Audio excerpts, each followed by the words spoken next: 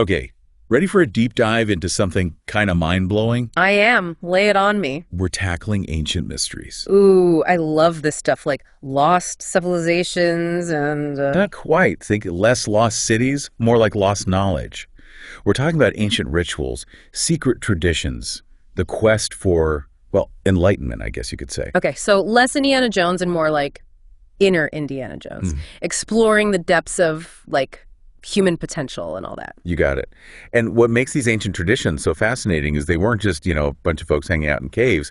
We're talking about sophisticated systems for exploring consciousness, connecting with something bigger than themselves. Almost like, what would you call it, a precursor to modern psychology, but like with a spiritual twist. Exactly. And our guide for this deep dive is Rudolf Steiner, specifically his book, Christianity as Mystical Fact and the Mysteries of Antiquity. Ah, Steiner. Yeah, he can be a bit dense sometimes. I mean, insightful. But Yeah, a little tough to decipher at times. But hey, that's what we're here for. Consider us your trusty translators making these ancient ideas relevant to, life in the 21st century. Right, because you'd be surprised how much these ancient practices still have to teach us about ourselves, even today. Okay, so let's start with the basics. We keep hearing about these mysteries, but what were they really about? Weren't they just like secret societies with robes and rituals and maybe a secret handshake or two?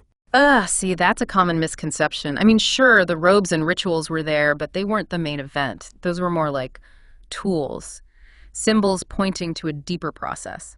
The real heart of the mysteries was all about inner transformation. Intense. So it wasn't just about believing in something. It was about like becoming something more. Exactly. Think of it like a seed, right? Buried in the ground. Huh. That seed doesn't know it's going to turn into a flower, but the potential is there. The mysteries, they were all about helping people awaken that potential within themselves. Okay, I like the metaphor, but what did that actually look like in practice? We're talking guided visions, tests of character, even symbolic death and rebirth experiences.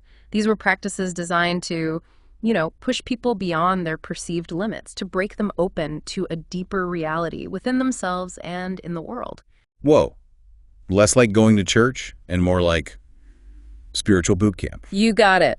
And just like boot camp, it wasn't for everyone. It took courage, dedication, a real yearning to connect with something beyond the everyday. Spiritual boot camp, huh? I can see how that would appeal to some people. Oh, definitely. But it wasn't about hardship for its own sake. Think of it more like an ancient training program designed to help you unlock your full spiritual potential. And how did all those ancient myths and stories fit into this? They weren't just bedtime stories, were they? Definitely not. Think of myths as, almost like maps of the soul. Maps of the soul, okay. Yeah. But how do you actually read a map like that? Good point. Yeah. It wasn't about taking things literally. Each myth, it symbolized inner experiences, a blueprint for spiritual transformation. Okay, example time. How does a myth become a map like that? All right, let's take the myth of Osiris. He's this divine king, right?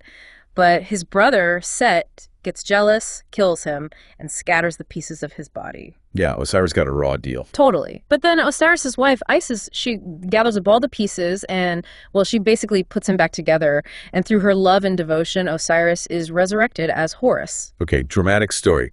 But I still don't see the map. Right. So for those initiated in the mysteries, Osiris actually represents something really profound. His dismemberment, it symbolizes the divine spark within us, fragmented and kind of lost in the material world.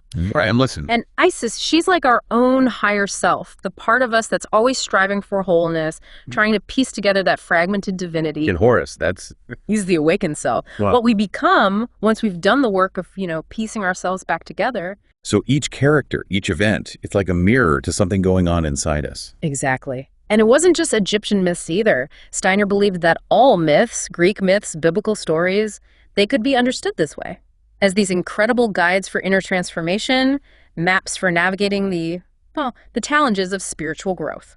So like when Odysseus, he's got the sirens, he's fighting off the Cyclops, he's resisting temptation left and right. Perfect example. Odysseus isn't just sailing across the Aegean Sea, he's navigating the inner sea of his being.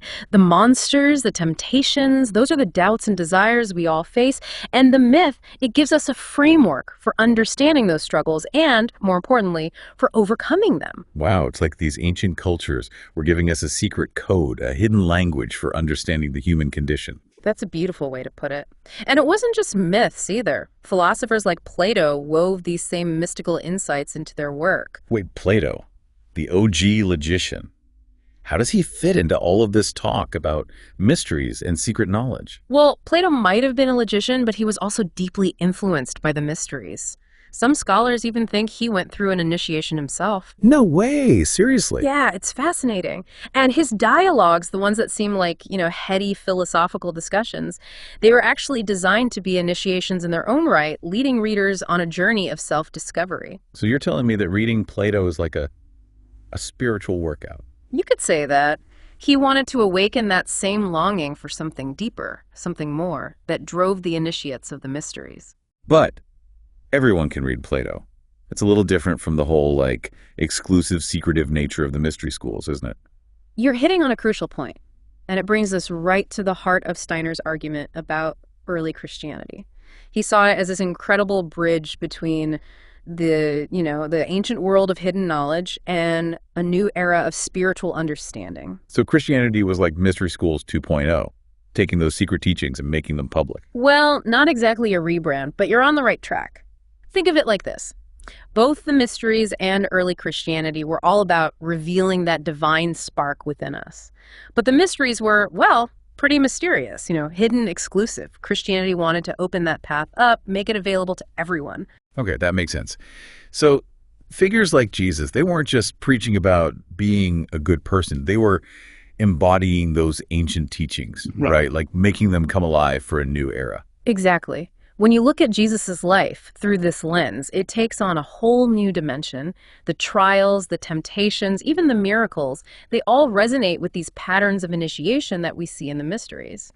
Like his death and resurrection. Exactly. The ultimate symbol of death and rebirth, a central theme in mystical traditions throughout history. Wow.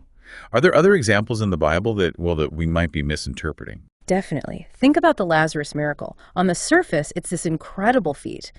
But if we see it as a representation of spiritual awakening, it takes on a whole other level of meaning. Lazarus, he's like symbolically dead, stuck in ordinary consciousness, and then Christ, representing that higher self within us, awakens him to a new state of being. So just like those myths, the Bible is full of these symbolic stories, these guides for our own spiritual journeys. Yes. And it gets even more interesting. The book of Revelation, often seen as this really dense, kind of scary text, it actually makes a lot more sense when you view it through this lens of initiation. Really? Yeah. The trials, the visions, the ultimate union with the divine, those all mirror the stages of spiritual growth that mystics have described for centuries. Okay, so we've been talking about ancient wisdom for like an hour now. Yeah. But this is the 21st century, right? No more mystery schools, no more oracles. How do we actually apply any of this stuff in our own lives? The truth is, people haven't really changed that much. We still long for that same sense of connection, for meaning, for something that transcends the everyday. We do. And these ancient traditions, they remind us that those longings aren't, they're not in vain. There's a deeper reality out there, a deeper dimension to ourselves, just waiting to be explored.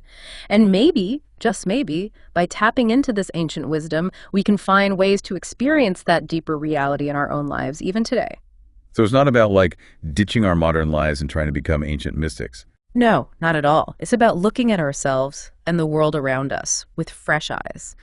Recognizing that we're capable of so much more than we realize. That's the real legacy of the mysteries, and it's a message that's as relevant today as it ever was. Wow. This deep dive has given me a lot to think about.